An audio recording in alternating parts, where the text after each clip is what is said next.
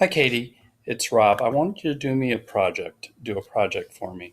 Recently, I was looking at my Google Analytics and I noticed that my top 30 pages out of the top 50, 30 pages out of my top 50 pages were blog articles. And, and I also noticed that I am not capitalizing revenue from these pages. So I recently did an experiment on this article called Sun Tea Don't Do It, and I added what's called a buy button to the blog article. And it generated, lo and behold, $34.99, which means I sold a nice tea jug off of it. So I'd like to continue to do this with my other blog articles, and um, this is the project that I'm asking you to do. So I just want to show you what the blog article looks like. As you can see, Britt wrote this last summer for us. It's about iced tea, not putting it in the sun. And it's a great performing article. I think it's the first in Google search right now. And there's an embedded link here to purchase the iced tea pitcher. But, many people don't see that small link and they disregard it and they go away from the page. But by adding the buy button, which is this down here, people are able to purchase this right on the page, making one less step for them to purchase this iced tea button. And also to make it relevant to them, I also added this extra line of text here to explain what this is. So the project is for you to do this line and put the HTML code in the blog article so that the buy button appears on it. And to do this, you go to your admin panel and you hit the buy button under sales channels. If it doesn't appear, you can always push this view all channels. And then you push the select product button right here, right at the top. And that will generate a pop-up window.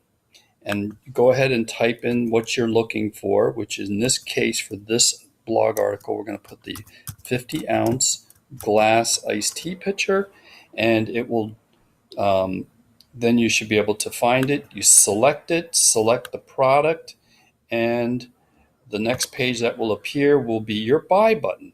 Your buy button, there's 3 different templates on this. You don't need to do anything here because it's all pre-selected.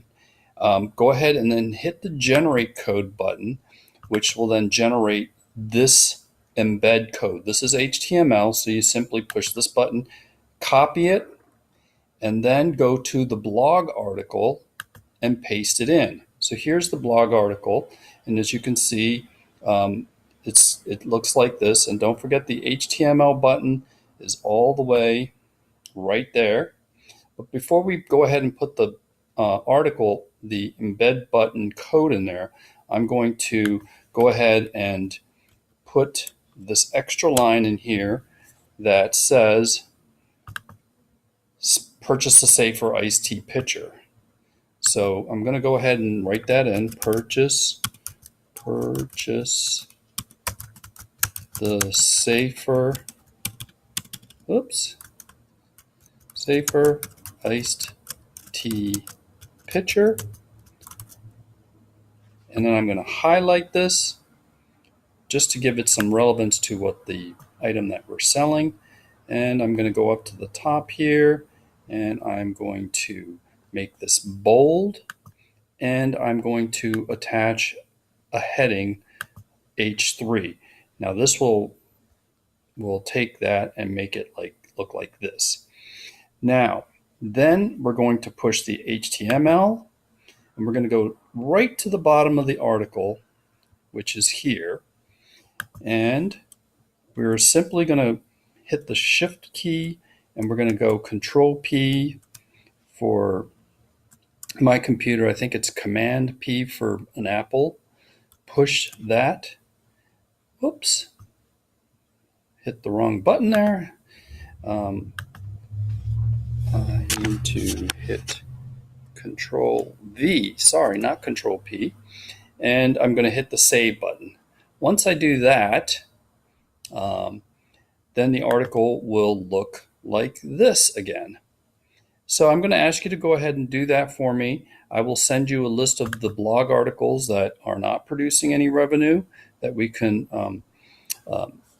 look to improve our revenues on, and I'm going to go ahead and ask you to use your discretion as to which products we should put buy buttons for on those blog articles. If you have any questions on what products you might pitch on the blog articles, by all means, let me know, and I'll help you decide on that. Thanks, Katie. I appreciate your help in doing this, and let's see if we can raise our revenues on these blog articles. Thank you. Bye now.